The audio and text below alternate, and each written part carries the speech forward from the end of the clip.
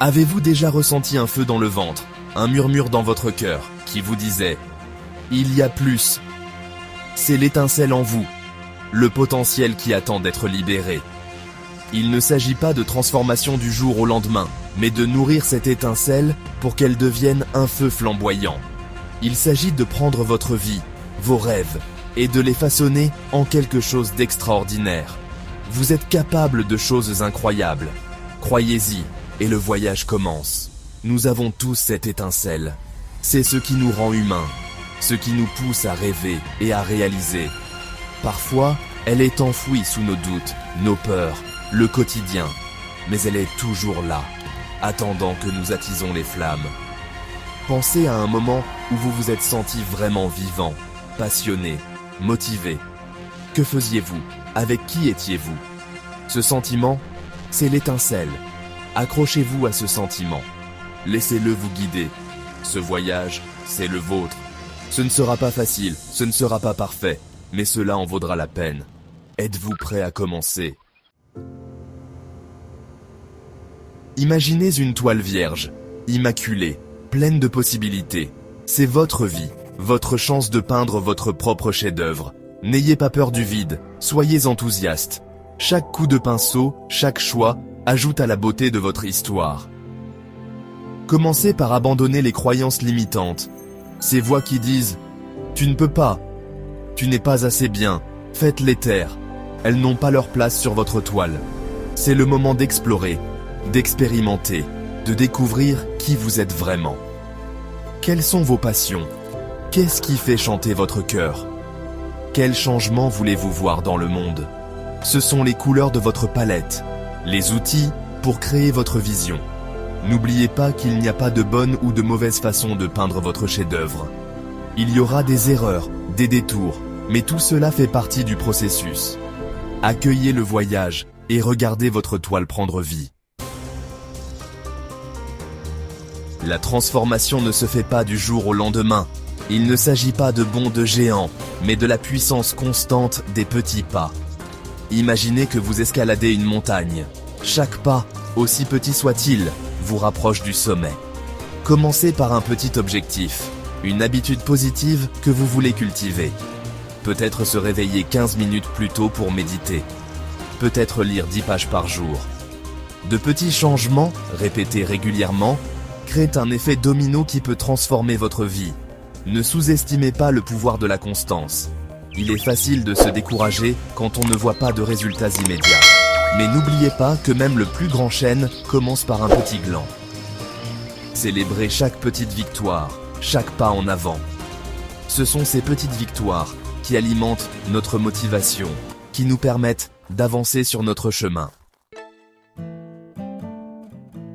Section 4.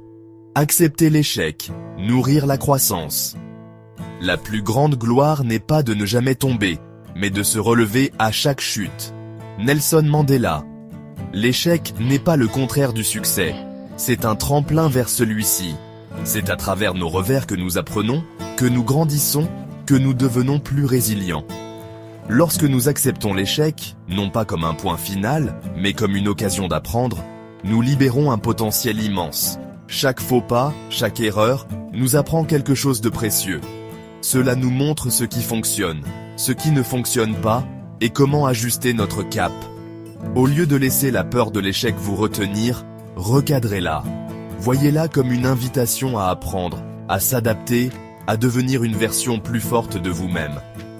Les personnes qui réussissent le mieux sont souvent celles qui ont le plus échoué, parce qu'elles ont appris à transformer leurs revers en victoire. N'oubliez pas que le chemin de la transformation n'est pas linéaire. Il y aura des obstacles en cours de route. Mais c'est dans ces moments de défi que nous découvrons notre véritable force et notre résilience. Section 5. Trouvez votre tribu, déclenchez le changement. Seul on va vite, ensemble on va loin. Proverbe africain. Entourez-vous de personnes qui vous élèvent, qui vous inspirent, qui croient en votre potentiel. Ce sont votre tribu, vos supporters, vos partenaires de croissance. Connectez-vous avec des personnes qui partagent vos valeurs, vos passions, votre désir de croissance.